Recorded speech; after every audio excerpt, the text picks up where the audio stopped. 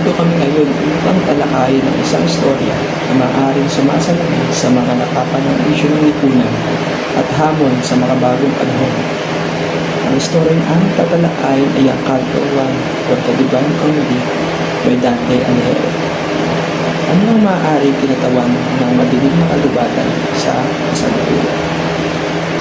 So ngayon, di ba, narinig nyo rin naman yung kwento at binasa nyo rin naman yung kwento, di ba? Tinalakan na rin naman ni Bayawan yun. Alam ko nabasa yun. So ganito ngayon, may tanong ko sa inyo. Ito magandang tanong to. Ano kaya ang maaaring kumatawan sa dark forest or madilim na kagubatan sa sa kasalukuyang panahon? Ganda ng tanong, di ba? Sagutin nyo ngayon yan. So ngayon, ikaw Bayawan, sa palagay mo, ano yan? Ano yung sagot mo dyan? Sa kasaysayang akda ni Dante Alighieri na Inferno, nagsisimula ang kanyang pagtatakbay sa isang madilim na pagdagat. Isang lugar at pagkalito, takot at kawalan ng direksyon. Sa kanyang paglalakbay, hinarap niya ang tatlong mababangis na hayop bago siya ginabayan na makatang sigahin patungo sa liwanag. Ngayon, ilang siglong lumipas, tila ba hindi na nilalayo ang ating mundo sa kanyang inilalarawan na mata ng kabataang Pilipino. Ang impyerno hindi na lamang at ang isip. Ito ay buhay at aktibo sa lipunan lalo na sa mundo ng social media. Ang madilim na kagubatan ngayon ay maaari itinuro na ang krisis na kabataan sa gitna ng makabagong ekonomiya. Marami sa atin ang nakakaramdam ng pagkagam sa sobrang ingay ng mundo, views, expectations, comparison. Sa halip na tunay na koneksyon, kadalasan ay pakiramdam natin ay mas lalo tayong nag-iisa. Ito ang modernong pagubatan ng pagdududa, mental health issues at identity crisis. Sa huli, ang hamon sa kabataan ay hindi lamang makaligtas sa sariling impyerno, hindi matutong harapin ito. Sapagkat sa pag-harap sa dilim, doon natin matatagpuan ang liwanag ng tunay na sarili. Ang ganda lahat ng sagot nyo. So may tanong pa ako sa inyo. Di ba sa kwento may nabanggit tatlong lobo? Ay, tatlong hayop ngayon. Si Leopardo, Leon, at yung babaeng lobo. So ito, ang tanong ko is, sino ang maaaring kumatawan sa tatlong mababangis na hayop sa modernong konteksto o sa kwento nyo? Yan. Ayoko tol, alam ko yun tol.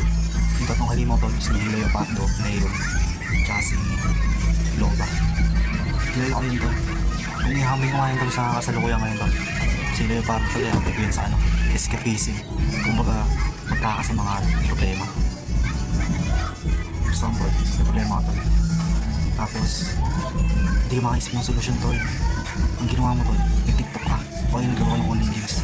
So, nalibang ka tol, nakalimutan mo sa yung problema mo.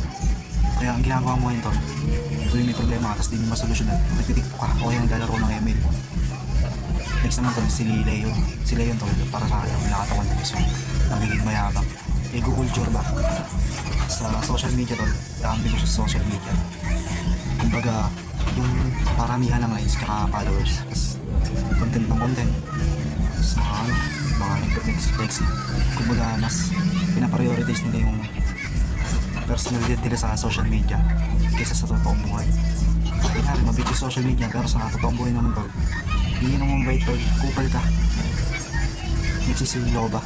Si Loba naman tol, para sa akin maganda kumbaga ang dating niya sa akin tol, kumbaga mas marami kang kunyari sabay ka sa trend ba? Diba? Kunyari gusto ngayon yung high minds, gusto kayo ng sol, yung ginawa mo, bumili ka rin ng high minds tol. Ay parami ng mga brand ng high minds. Kaya ano nangyari tol? Nagiging tol, kumbaga nagiging worth it na tol. Para sa sarili mo tol, worth it ka kapag nakasabay ka sa trend. Ganun ba? Tanong ko, ito maganda to, tingnan nyo. Alam ko nangyayari to dito sa kasalukuyang panahon. Ito yung last na tanong ko. Sana masagot nyo ng maayos. Hindi naman sa maayos, kumbaga parang maling tulad yung sa kasalukuyan. Ito. Ang tanong ko is, sino ang maaaring maging modernong version ni Beryl? Beryl at bakit? Para sa akin, siguro tol, para sa akin, yung mga professional pwede sila eh. Kasi tol, pag gaganyan, professional kasi isang bagay. Kumbaga maalam ka eh. Magagabayan mo isang tao. For example lang dyan natin, isang therapist. Bakit therapist? Kasi, ito yung mga ito yung mga taong tumutulong sa iba na harapin yung kanilang emosyon at saka problema sa kanilang mga mental health, no? Kaya isang therapist kasi, sila yung mga taong professional or train sila na tumulong sa mga taong may problema, especially sa mental health. Kaya ako siya nasabing therapist is meron siyang tinataglay katulad nung katangian na meron si Virgil, which is yung karunungan at marunong rin silang gabayan yung mga taong may bitbit ng mga problema. Tsaka isa pa, siguro yung isa ko is pwede rin dito yung yung mga magulang natin. Bakit? Kasi yung mga magulang natin is nagbibigay sila ng direksyon gamit yung karanasan nila tsaka yung karunungan nila sa buhay, no? Kasi yung mga magulang natin is kumbaga mas sanay sila. Mas alam nila kung paano gumagana yung buhay ng isang tao. Kaya kapag may problema, usually sa magulang natin tayo lumalapit, di ba? Dahil, alam natin sila yung mas makakatulong sa atin eh. Dala nung karanasan nila sa buhay o pati na din yung mga aral na bitbit nila hanggang ngayon. Kaya sino nga ba ang mga pwede maging katulad ni Virgil sa itong buhay?